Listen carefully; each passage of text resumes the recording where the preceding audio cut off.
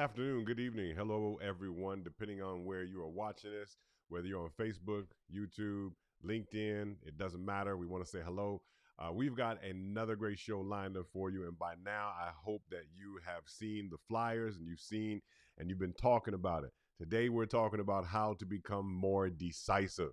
As you know, on this particular channel, what we do is we coach teams to help them deal with ineffective communication, low employee engagement, and poor leadership decisions. And not only that, but we really focus heavily on the disc, the values, and the attributes. These are different parts that help you to make a good team. And so if you want all the four secrets to make a good team, then go ahead and go over to the website, www.iamraymondjohnson.com, and you'll see the link right there where you can download a free guide. We're also going to put a link in the show notes so that you will have that, and you can just go ahead and click on it there where the show notes are, as well as get in touch with all of our guests. That's right. I said all of our guests. We got a full panel set up for you today, and it is going to be exciting. We've got people who are known as high performers, high D's, high performers, high decisive individuals who know how to get success, who know how to get good results. And let me tell you, you are in for a very good treat. So if you want to get better results, maybe you've started off the new year with some sort of wish. Maybe you didn't have a plan. Maybe you did have a plan. Maybe you're not getting the results you just want. You want to stay tuned because we have everybody here that we are going to show you how to do it. My first guest that I'm going to bring on is none other than King. Yes, that's right. His name is King. He's the first. This is not a nickname. That is the brother's name. His name is King. And what King does is his area of expertise is in helping people, men and women, master their subconscious so they can be effective in their goals in life and in their purpose. So, King, we want to go ahead and welcome you. Just go ahead and say hi to the audience, give them a shout out, give them a wave. We also Hello. have another guest that we're going to be bringing on to us tonight, and her name is none other than the great Coach Val. Coach Val is here, and she helps business leaders and their teams identify individual superpowers. Listen, you need this. Individual superpowers and customizable tools. She uses customizable tools and strategies to help master communication, embrace their authenticity, and improve team dynamics. So that is going to be an awesome one right there. And we've got another guest, a special guest coming to us. And I should just say, this guest here is coming from all the way from Alaska, and he is 4 hours behind us. So we need to give the brother some respect because he showed up today. This is none other than CJ. CJ is coming to us, like we said, from Alaska. And CJ, I'm trying to pull your my thing froze. CJ, you're gonna have to tell us. My thing froze on me, so I don't have it memorized. Tell us, what is it that you specialize in, CJ? I help married men communicate better with their wives, even if they're forceful, abrasive, or condescending. Oh, woo, he helps men get along with their wives, even though they may be forceful, condescending, or what else? Abrasive. Or In their communication. Abrasive. That this is gonna be good. CJ, I'm gonna let you switch your mic. We got some things going on with your mic. I'm gonna let you switch your mic. I'm gonna take you off screen, and then we'll go ahead and we'll bring you back on. But look, we got a special thing that is geared for us today, and what we're gonna do is we're gonna jump right into our conversations and our questions that we have. And so what I would kind of like to do is I would kind of look and ask all of the panels, what is it exactly to be a highly decisive individual? What is it like to be a highly decisive individual? And you know how we do, we just have a conversation. So somebody jump in, talk to us, and tell me, what is it like? But you know what, before we get into the question of what it's like to be a highly decisive individual, let's make sure that for those who are not aware, let's make sure that we make them aware. In order to be a decisive individual, remember we've talked about it before, but as a refresher, we've got 4 parts to the behavior. Everybody has all 4 parts. It's just that today we're talking about those who are high in this area, the decisiveness, right? And so you've got the decisiveness, the interactive. The decisiveness likes to solve problems. The interactive likes to involve themselves with people, sharing their opinions, their ideas. They're the social people of the area. They're innovative. What they say just sounds better than anybody else. Everybody likes them. We've got the S, which is the third part. That is the secret weapon, as I call it. That is the one that knows how to get stuff done. They know how to get it done. They know how to do it right the first time. They value relationships. They are support. They are who you want on your team. And so if we had a room of 100 people, 80 of them, 80 of them would have S as either dominant or as a part of their profile. So that's the secret weapon, the S. And then there's that C. There's that cautious individual who knows how to dot the I's and cross the T's. So everybody, let's just jump into King. We'll start with you. What is it actually like to be a highly decisive person, or anybody? We're not going to go in order, but we'll start with King. What is it like to be a decisive person? Now, we're talking about the positive side. We can talk about the negative side in a minute, but let's talk about what is it like to be highly decisive? It's great for me in my area that I work in because, like I said, most of the people I work with, they need that push and to wake up and have my mind made up that I'm gonna make a decision and I'm gonna stick to the decision and nothing's gonna stop me. That's something that is great to pass on to those who are somewhat passive in their life. And that's like I said, that's why I deal with people that, just need a little shaking. And I love it. I love being decisive and ready to go. I just love it. It's a great for me. Yeah, yeah. Anybody else? What is it like for you to be a highly decisive person? Talk to me. Help our audience out. I'll Val, go I see you. ahead. Go ahead. Absolutely. And for me, it's, we make decisions. Right now is always the right time. We're not about waiting until the right time comes. Now is the right time. And again, we make decisions very quickly. And like King just said, we stick by the decisions that we make. So not only are we decisive, we're confident in what the decision that we make. No, That's my 2 cents. And but then that's we good. like to see things to we start it and we finish it. Period. Yeah, yeah. No, that's good. I like that. You said highly decisive.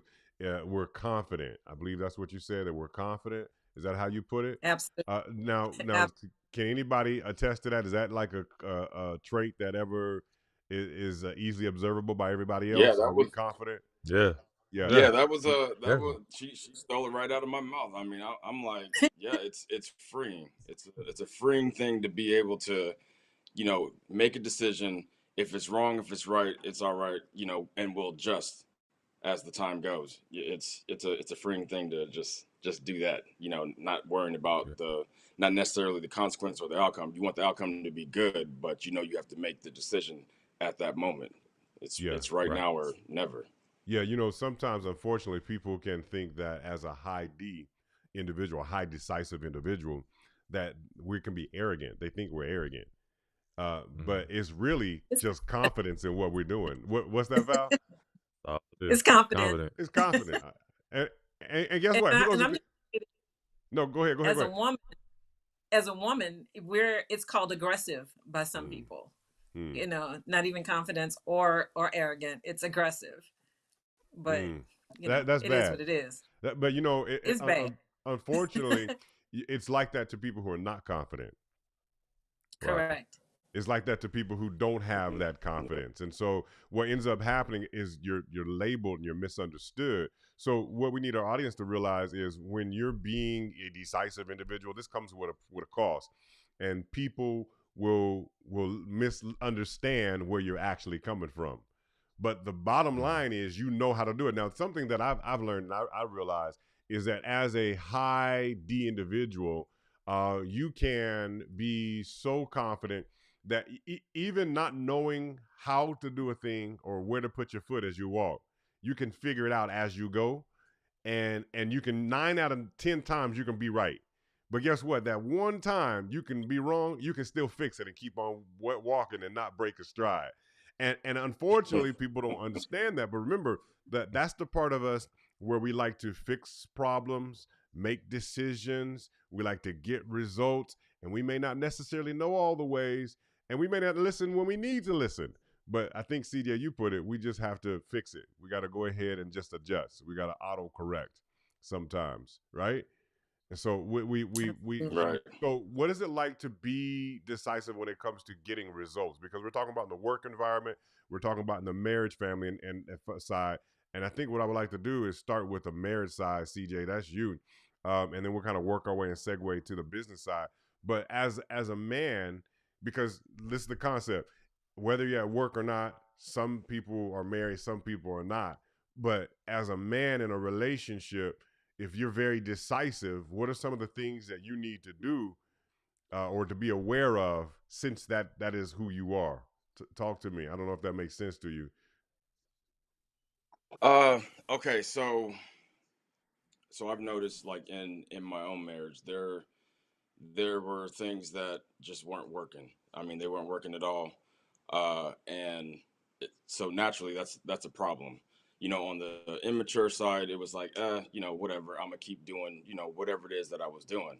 But on the mature side of my D, it's like, okay, there's a problem. So I know that I need to actually try to figure this problem out. Well, I don't know, how to fix it, but I'm going to figure out how to fix it. And a lot of the stuff is, trial and error. Uh, but to put everything into perspective, uh, with my family, being able to make the decisions in my family, it's man, what's the word I'm looking for? Uh, a lot goes on naturally in the family. So if my kids come to me with the problem, I'm able to kind of give them guidance. My wife comes to me with a problem, I kind of give them guidance. And if we have to come together, that's where the mature D side comes in, because I'm not going to make every decision right, but I need her to step in to help my decision making. You know what I mean? Mm. I like how he Mm-hmm. put that. So you said a phrase, and I kind of would like to open this up to everybody about being a mature high D, a mature individual. Right. What is an immature? Before we get to that, what does an immature high D look like in a marriage? What does an immature look like? Forceful, abrasive, and condescending. I love it. All right. So Exactly. so That's so in good. a marriage, that could kill everybody in the family. Yeah. Oh Yeah, yeah, that could kill everybody in the family. definitely. Yeah, Absolutely. Yes. and on the workplace, that could do the same thing. It could kill everybody in the workplace. So what we've got to do is we've got to be more mature and self-aware. Is the technical phrase that we use. Okay. CJ is being kind to us, but we got to be self-aware. So CJ, everybody, when you're self-aware, you're more mature, you're more conscious of how you come across, you're able to have better emotional intelligence, and you're able to handle things in a way that's not abrasive. I need to get your catchphrases. That's not controlling, that's not domineering. you But you know when to flex it. You know when to exercise. Okay, in this moment, you know what, they need a little push. In this moment, they don't really need me to step in. You just know when to do it, instead of just going in there like ET always says, with the machine gun or a sniper. yeah, Immature, it's a machine gun all day. I'm yeah, tearing down the building, the walls, the pictures, everything. Everything's yeah, coming down unless you do what I say, how I say it, when I say to do it. And that doesn't work in the family or the work, yeah. atmosphere, Yeah, environment. yeah. And everybody else, what's it look like to be a mature D who is self-aware in the workplace? Let's kind of like segue to there, because King, you're like in between the marriage when you're dealing with men and women, helping to reach their goals. And then Coach Val, I know you're a very successful manager in your sphere, and you're also a successful coach. So let's kind of like deal with those two. What is it like to be a mature and a high D in those areas? What does it look like?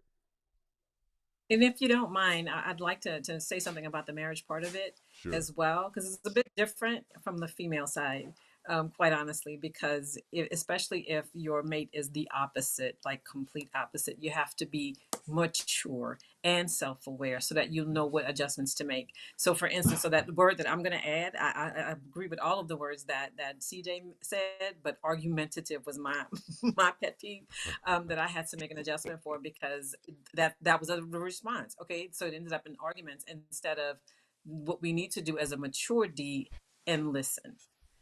Mm. listen and seek to understand. Hmm. So that's one of our weaknesses, so to speak, when we're not mature. So as an immature D, we don't listen for, to other people's reasoning.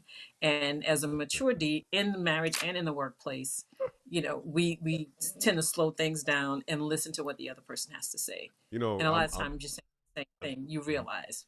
but I gotta just give it a context. Y'all understand this, but I know they don't. But I laugh when you say we don't listen because it's true. because it's true for so many reasons. Sometimes it's on purpose. We don't want to hear it. So, and we already know the answer and we're waiting on you to catch up.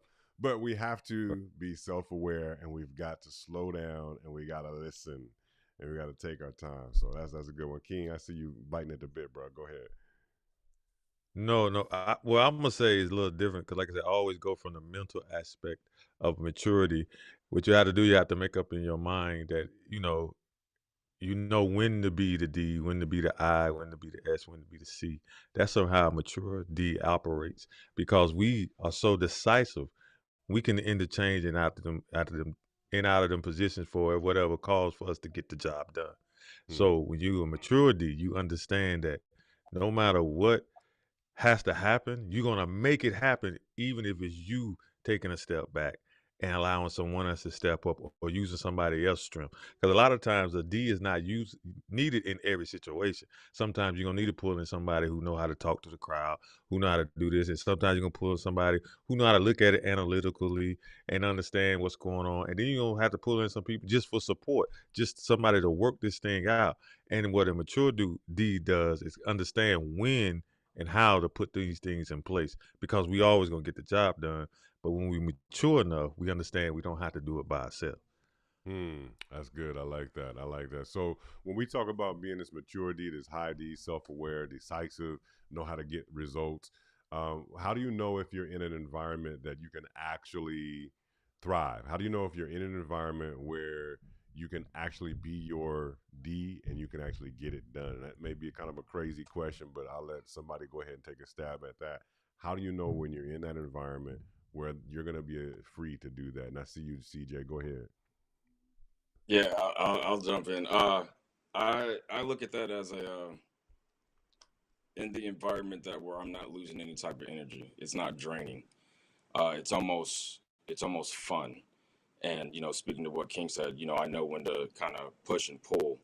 But I mean, long and short of the answer is I'm not losing any type of energy, and I can do it all day, all night. It's almost like it's recharging me as the problems or as things that are going on. So you feel it's kind of easy. You got some energy in there. Okay. Anybody else? How do you know, or how do you feel like? Go ahead.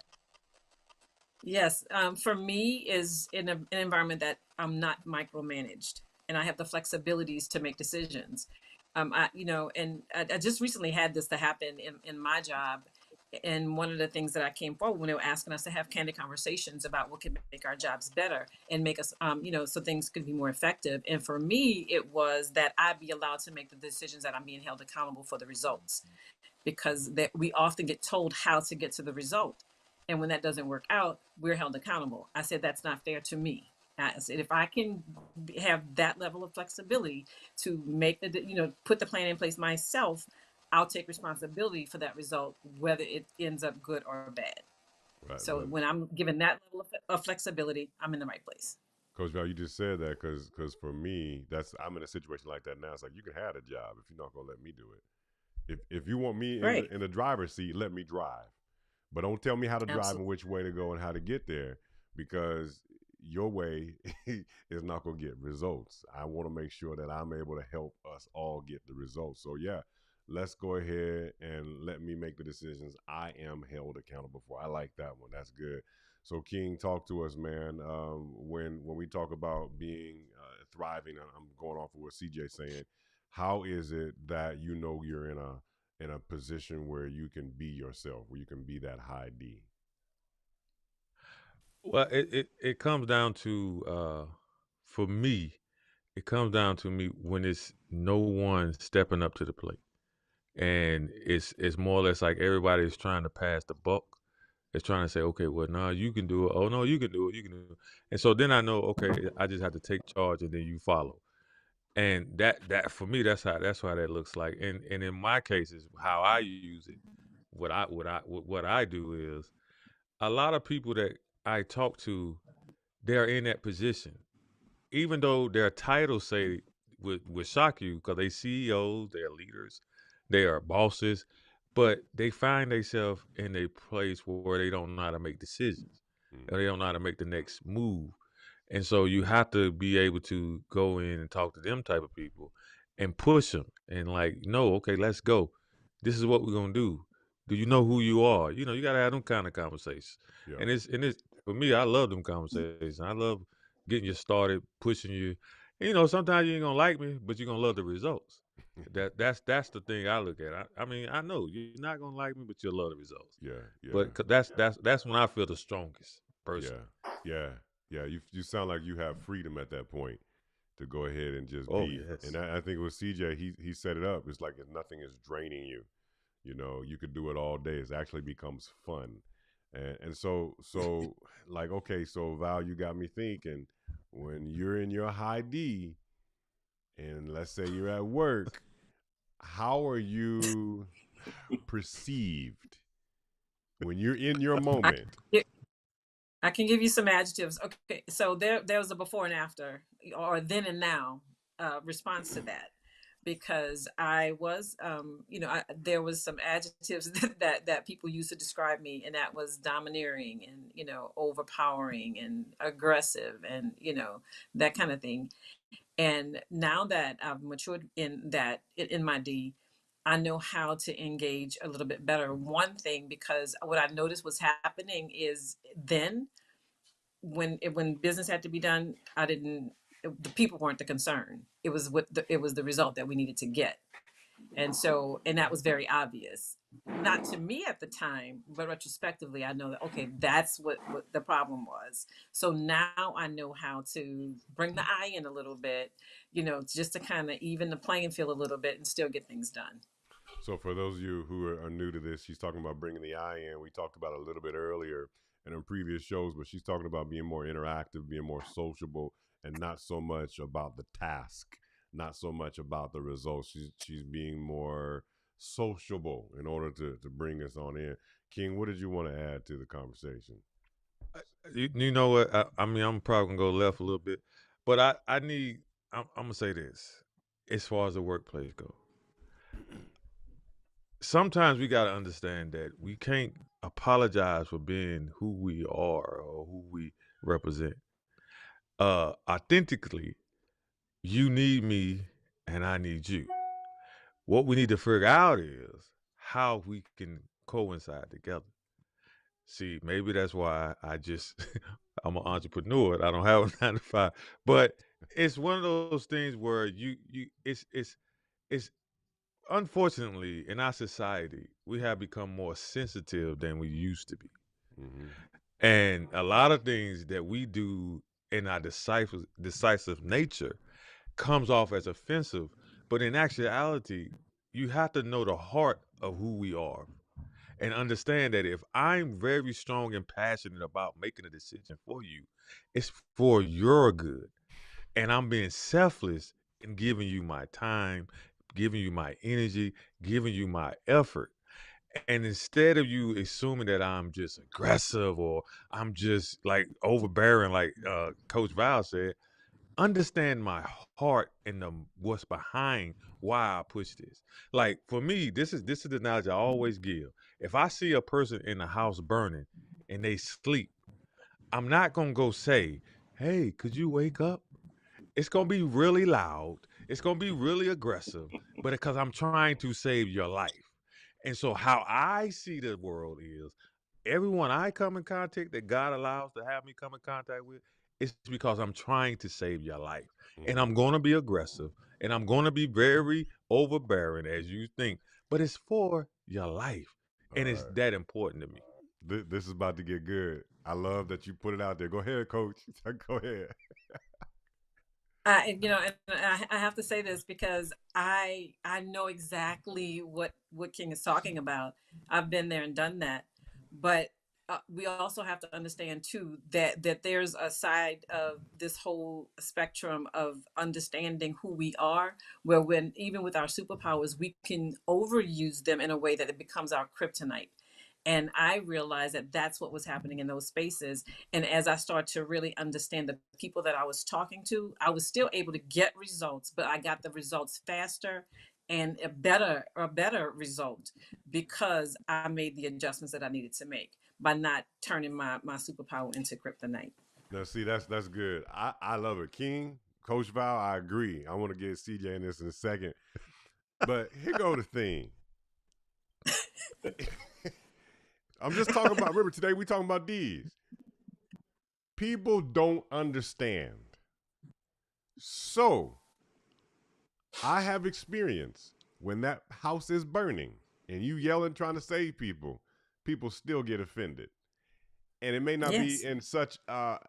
an exaggerating, situation, but I have learned, like what Coach Val was saying, you have to dial it back because the higher your D, the more strong and aggressive you are, the more about results, you can come off like a sergeant, a drill sergeant, and people just don't get it. And here's the thing, if I'm yelling at a kid, they're not going to listen to me because now I'm scary. You see what I'm saying? And some people in the workplace, in families and homes and friendships are like little children, and you become scary to them. And so we have to be self-aware, and we've got to use the other parts of the behaviors so we can get those results. Otherwise, like you said, Coach Val, there's a kryptonite, and our strength has now become our weakness. Coach, go ahead. Let CJ go, Absolutely. please, so I can respond to this. Go ahead. Go ahead. Yeah. Please let CJ go so I can respond to this. Before you obliterate me. All right. So, Go ahead, CJ. no, I'm just trying to figure out which way to go. I mean, because I got a boss that's on that side, but I kind of want to use my own, my own experience. But as you were saying about, the overuse. So, so all of my kids, I got four kids that live with me, and all of my kids' friends are terrified of me. Like absolute, like I make them nervous. Like, I mean, because I don't just be talking just to be talking. I'll take them to the mall or something like that. I don't talk just to talk. I'm not gonna sugarcoat anything. If you ask me a question, I'm gonna answer it.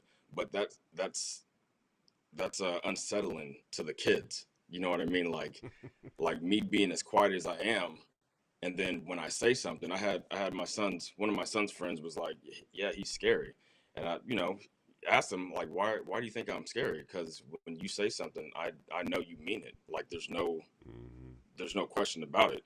So if you say stop doing something, I know you're not just trying to settle me down or anything like that. Like you actually mean it. If you say, hey, stop, or I'm going to turn off everything, I know it's going to happen. So I just want to stop. You know what I mean? So but I'm not, I'm not that, you know what I'm saying? Right, but that's just how it comes across to the kids. Yeah. Give me All the right, that's alley oop. Thank you. I'm about to dunk that. Thank you for saying that. Just hold on what one you second. just said, Don't CJ. dunk it yet. I want to hear what Coach Val got to say, and then you can go ahead and dunk it. Go ahead. Right. So, and the thing I wanted to say, when you get a good balance, and like you had mentioned, Ray, that you have to know when to pull. ET normally would tell us about the keys. You have to know which key to put into which door, right? And when we need to do what we need to do. But I just want to say, with the right balance of all of the styles, I get way more. I don't get as much resistance. I get respect. So that's the difference that makes. That's good. You get more flies with honey than you do vinegar. All right, come on, bro. Give it to me. Mm-hmm. Let me tell you something. Check it out. Like what CJ was saying about the kids. I like what he said. The fact that the kids know when he speak, they know he means what he's saying, and they understand that if he says stop or whatever they are listening. And one thing about it is, what you have to understand, I feel like we are the specialists. You don't call us unless it's really something need to be done. And when you call us, understand what need to be done is going to get done. And so when it get done, please don't tell me, okay, you should have did it this way, you should have did it that way. You don't call me. Me. Because at the end of the day, you know who I am and you know what I represent. You done seen a lot of my look. I have a podcast. You done seen my podcast show. You done seen it. If you call me because you know A, I'm gonna get results. B, I'm not gonna play with you. C, you need a change. And so when we dial it back, it's almost like I would trust me now. I know how to balance it out, but most of the time I'm dealing with people who needs me to be like in their face. And they done tried everything they know to try. And they done came and found King. And we gonna start from the scratch. We gonna go from the outside, we're gonna go dig deep. And I'm going to dig deep. And I'm gonna be very, like CJ said, I'm gonna be very ensure what I'm saying. It's gonna be straight to the point. I'm not gonna sugarcoat nothing. I'm not gonna beat around the bush. If you want to beat around the bush, go find you somebody who's interactive and like to talk. They beat around the bush. Go if you want somebody like analytical and want to point you ABC, go find that person. But if you come to me, understand, I'm about getting results. I'm about getting it done by any means necessary. Whatever has to happen, it's gonna happen. Now, if I have to do a kumbaya with you, I do that, but because it's gonna give me the results. That's the thing about it. It's gonna give me the results. But understand, whatever I do, it's gonna be to get results. Yeah. It ain't about how you feel. Listen, like I said, I feel like we are the specialists. When you come to us, just cause you couldn't figure it out, you didn't know what to do. Absolutely. And so you can't tell me how to fix something that you didn't know what to do. So you can't get upset if I do it a certain way. Newsflash, apparently I know what to do and you didn't. So my methods of how I do it shouldn't be questioned. Because you didn't know how to do it. Look. Don't come to me. D in true fashion. There it is. That is it. That's There it. is. But I think the catch is, King, you're in an area where you've read the room and you know that it's okay. That you're in that environment where you can just go. Unfortunately, we're not always in that situation where we have to work, but the dream would be to just go ahead and do it. I'll send somebody. You send somebody. Go ahead, Coach Val. Then that's what I was going to say. That you said just what I was thinking, Ray. That I was just thinking about the difference in me as a supervisor on my job and me as a coach. Me as a coach is very different because I let people that come to me and say, I couldn't figure it out. I realize I need somebody. I can't do it alone. I say, okay, well, this is how I coach. And it's pretty much almost verbatim the way King just spoke. And I'm like, so if you're looking for the hand holder, I'll be beside you, but I'm not doing it for you. Right. And I'm not going to pacify. I don't have that kind of time. My time is valuable and so should yours be. So my coaching style is very D. But at work, like you said, Ray, we have to adjust based on our environment. I work for the federal government, so we really have to tiptoe through the tulips. Yeah. So can we be honest? That balance is worked. Yeah. Go ahead. Can we be honest? Aren't we all? Yeah, absolutely. Let's be honest here. If we wasn't needed, it wouldn't be so many of these problems, so many of these indecisions, so many of these fly-by-night leaders and fly-by-night supervisors that you have. And you wonder why the workforce has fell off because they tiptoeing around the tulips and saying, okay, do you think you can work today? Oh, okay, you're going to be sick. Okay, we'll figure it out. No, it's you have to set a standard and hold people accountable. That's why we get a bad rap, because we hold people accountable. Yeah. We say, if you tell us you're going to do something, you better do what you said you're going to do. And that goes across the board. I done been in the workforce same way. I worked at the post office, the federal government. And I told them, if you say you can deliver this mail, you better darn well deliver this mail and be back by the time you're supposed to be back. It ain't no sugarcoating that. It ain't about you at the time. It's about, I got an assignment. I need to have all my carriers back at a certain time. And I know this is what I got to do. Figure out what it is that I'm going to say this, as far as the workplace go. Sometimes we got to understand that we can't apologize for being who we are or who we represent. Authentically, you need me and I need you. What we need to figure out is, how we can coincide together. See, maybe that's why I'm an entrepreneur. I don't have a 9 to 5, but it's one of those things where it's unfortunately in our society we have become more sensitive than we used to be, Mm-hmm. and a lot of things that we do in our decisive nature comes off as offensive, but in actuality, you have to know the heart of who we are and understand that if I'm very strong and passionate about making a decision for you, it's for your good. And I'm being selfless in giving you my time, giving you my energy, giving you my effort.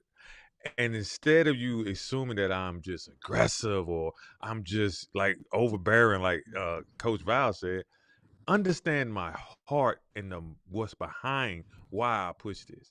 Like for me, this is the knowledge I always give. If I see a person in the house burning and they sleep, I'm not gonna go say, "Hey, could you?"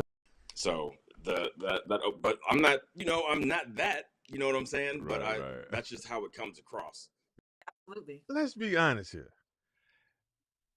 If we wasn't needed, it wouldn't be so many of these problems, so many of these indecisions, so many of these fly by night leaders and fly by night supervisors that you have, and you wonder why the workforce has fell off because they tiptoeing around the tulips and saying, "Okay, do you think you can work today?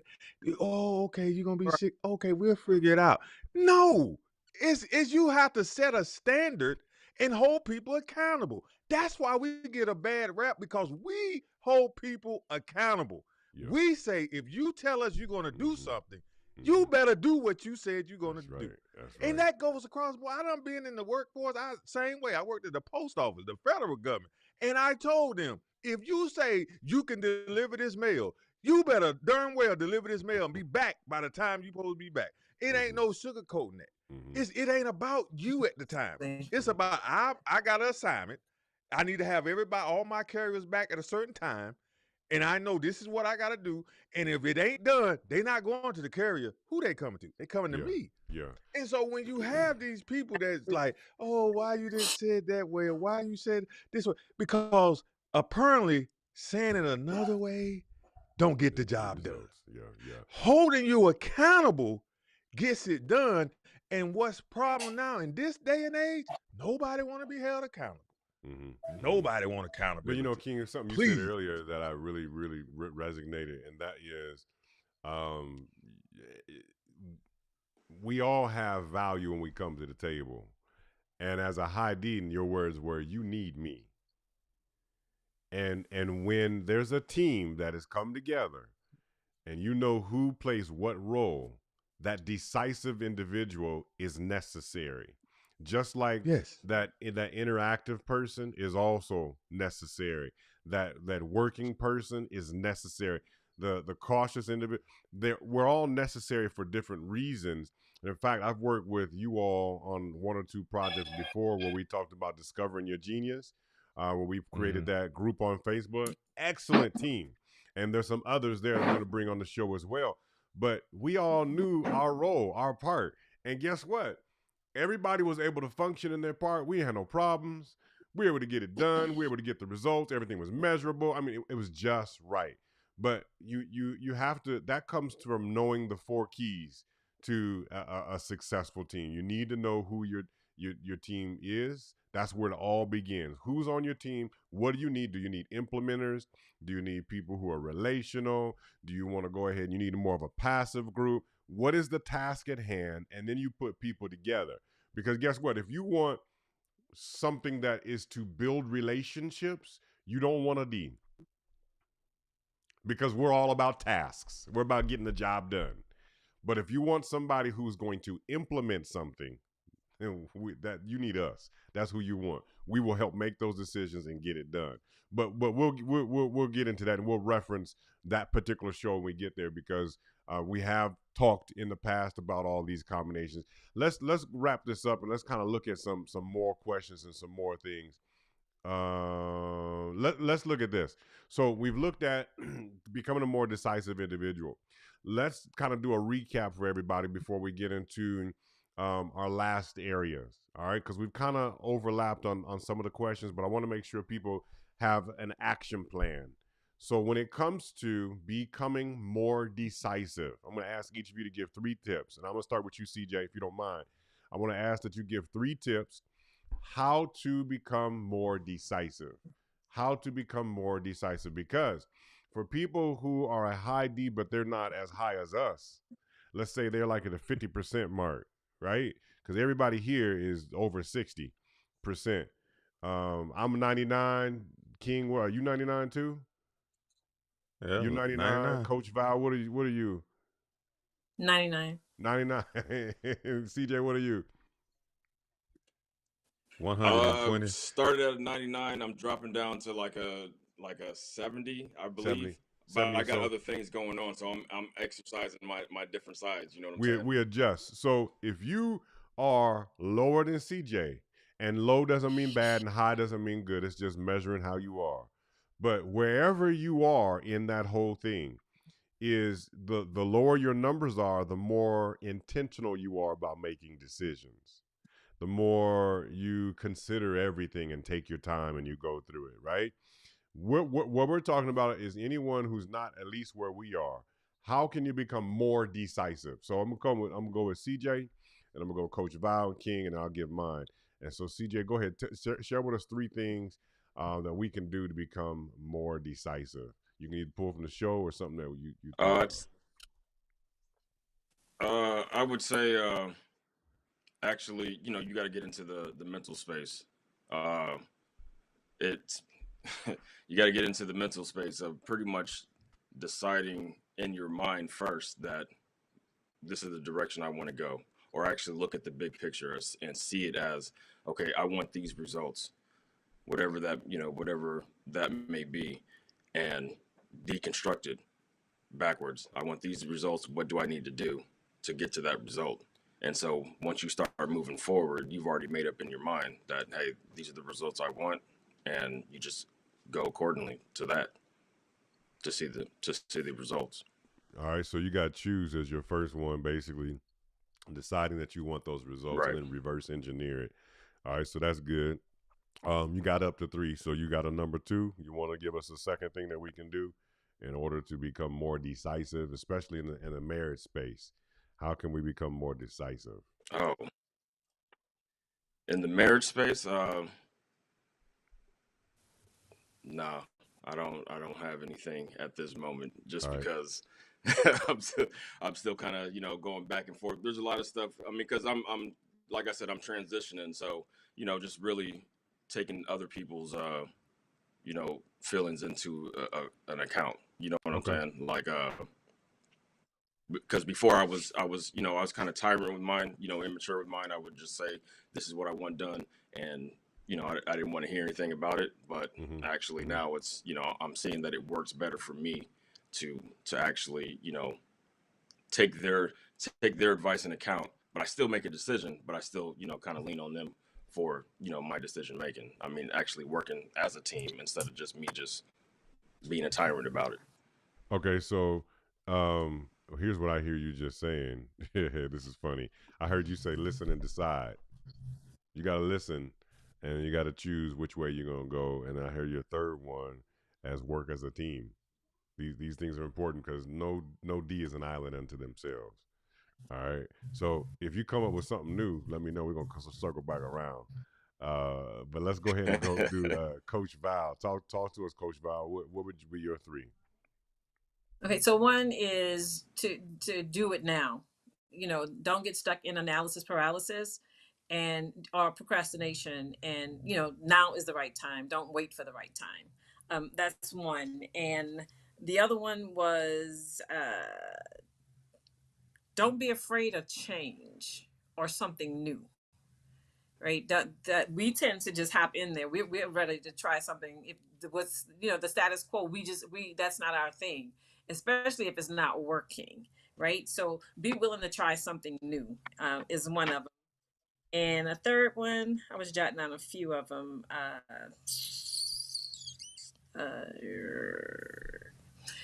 Stick to what you say. Mm-hmm. And this is basically, it's like I have this issue with some of my people. They second guess themselves. Yeah. Be confident in what you know is pretty much what I would say. Be confident in your knowledge. Yeah, I like that. Okay. All right, that's good. King, talk to us, man. 3 things to become more decisive. What would you say? I would say, first of all, start with your subconscious. Go back in your childhood and find out what made you not be decisive. Start looking there first. Something happened in your childhood, something happened that made you feel like you couldn't make decisions or you weren't confident in your decisions. So you start there first. And Okay. once you get that down, you figure that Oh, King really, froze on us. King, you froze on us. You Hey, still there? Oh, there you go. You're back. okay, y'all hear me? Yeah, we I'm just back. left that being very decisive, figuring out why you're not as Okay. decisive as you are. Right. Figure that out in your subconscious because something happened in your childhood that made you less decisive, made you want to pull back, made you not want to make decisions. And so when you do that, then you start working in that. Work with that. Figure that out. Work that out. Whatever it needs to be done to be worked out to make you feel more confident in you, then you deal with it. And then once you have that, once you do those 2 things, you're gonna make decisions. You're gonna start being more decisive because you have eliminated the one thing that is stopping you from being decisive and the one thing that you felt like you didn't have control over, or you felt like you weren't valued, or you felt like you didn't have an opinion. Once you eliminate that one incident that happened, that traumatic experience that happened, you'll start becoming more decisive. You'll start trusting yourself to make decisions. I like that. I like that. So my first thing is, first of all, determine what result you want. Figure out what you want. What is it that you're looking for? CJ, you said it about being motivated and something that energizes you. Figure out what it is that you're looking for. And then secondly, once you figure out what it is that you're looking for, then you've got to figure out what is the shortest and easiest way to get it done. Figure out what is the shortest and the easiest way to get it done. That does not mean you have to sacrifice analyzing. It doesn't mean you have to sacrifice doing the work. It doesn't mean that you got to sacrifice and hurry up. You just need to figure out what is the quickest way for you to get it done. Because remember, we're talking about becoming more decisive, and this happens incremental, right? And then the third thing is, after you've decided the quickest way to go ahead and get it done, you've got to forgive yourself. You got to forgive yourself. The higher D you are, you're going to have to be forgiving because you're going to make mistakes. But if you're not a high D, you are going to feel crappy because you're moving way out of your comfort zone. And so you've got to forgive yourself. But the higher you become, you will make mistakes. And now your forgiveness turns towards not only yourself because of the mistakes you've made, but then you're gonna have to become forgiving because you're not gonna necessarily be liked all the time either. And so you've got to forgive the people who don't like you. And that's a whole nother show in of itself. But determine what result you want, figure out the time frame that's going to take the quickest time frame. And then number 3 for me will be forgive. Learn to forgive. You've got to be forgiving. CJ doesn't talk a whole lot, but that doesn't mean he's not forgiving. That doesn't mean that, he is who he is. Just talk with him. So that's something that we got to do. All right. Anybody want to add anything before we move on to our very, very, very, very last thing? All right. All right. I want everybody to name I got one I thing. got one thing. Go ahead, Chief. I got one thing. If you're unsure of what direction to go, what decision to make, uh, even good, bad, or indifferent, check your receipts. When I say Mm, check your receipts, I mean look back into your past and be like, I made that decision and it went wrong, but you're still sitting here right now trying to make another decision. The last one didn't kill you. It may have went wrong, but like that's how I always say, check your receipts, deconstruct what did you do wrong, what could you have done better, and then move forward accordingly. And I that like kind of that. rolls right into what you were saying about the forgiveness. That's good. I like that. I like that. We're gonna close up with this one thing. One thing that you guys can go ahead and see. And King, we're gonna start with you. One thing that you can improve on. Something that an area that you can improve on. What would it be as a decisive person? Keeping in mind that people who want to become more decisive may have to also improve on this thing too. What would it be for you? Do you, Val, CJ, and I'll go last. I would say for me, what it would have to be is patience. That's that would be my only thing. Patience. We all laughing because we all got that I one. think everybody want to say that. So if we could just cut this short. It's You know, patience. Yeah. I mean, I'm trying to end the show, but I think that patience in the right context definitely need to be applied. But one thing that Eric told me, and for those of you who don't know, we're talking about Eric Thomas, a hip hop preacher who coached us all. But one of the things that he said is you may not need to be patient when it comes to results. When that building is burning down, I don't want you to be patient with me. Get me out of there. Wake me up. Pull me out, kicking and screaming and hollering, and do what it takes because I want to live. You see? So there comes a part of us when it comes to our gift. show. Yeah, when it comes to our gift, where impatience is a strength. When it comes to our gift, impatience is a strength. But in terms of everything else around us, we've got to be more patient. We cannot look at our families as results. We cannot look at our families as decisions, a series of decisions to make.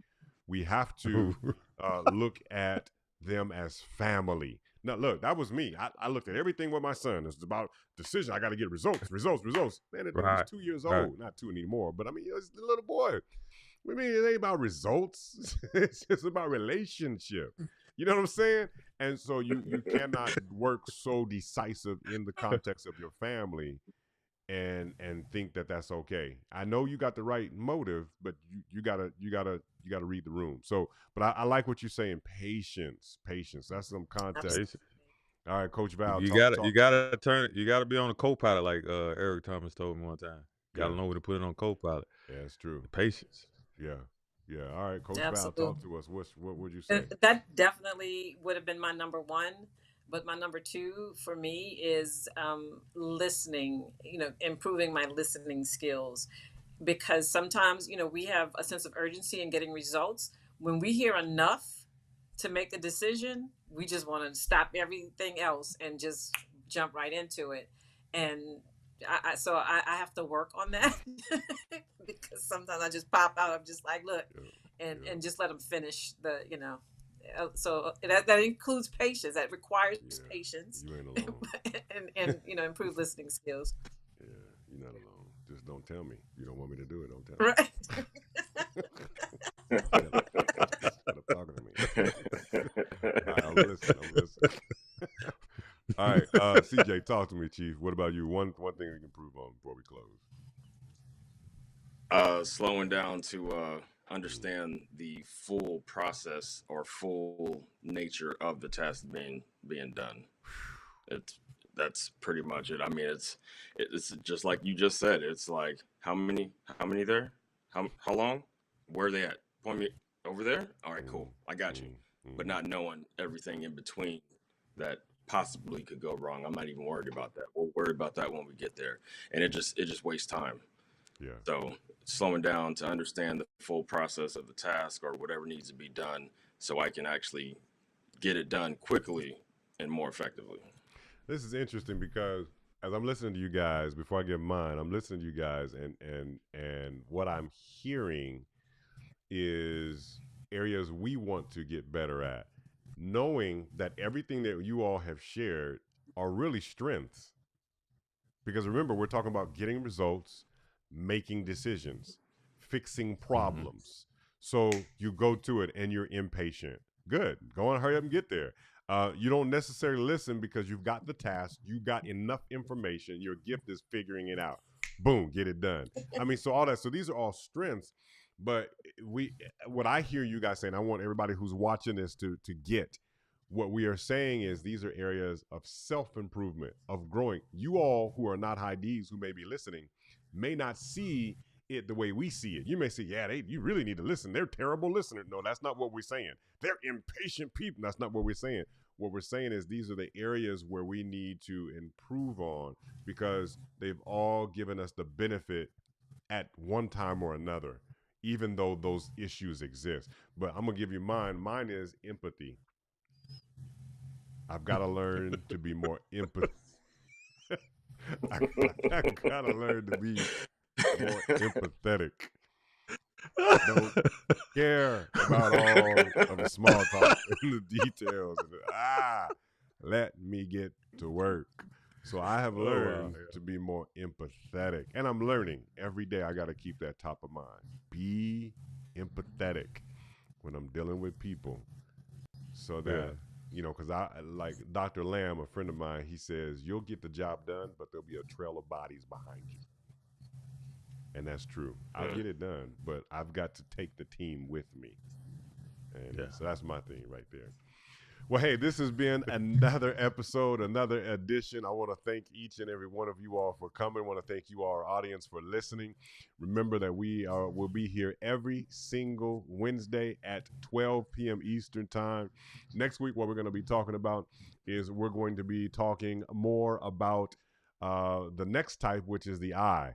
And we've got a very special guest. Bridget Jackson, Dr. Bridget Jackson, that'll be coming to us. She's an educator, and trust me, this is something that you don't want to miss. So we'll see you next week. Have a good one. Talk to you later, and peace.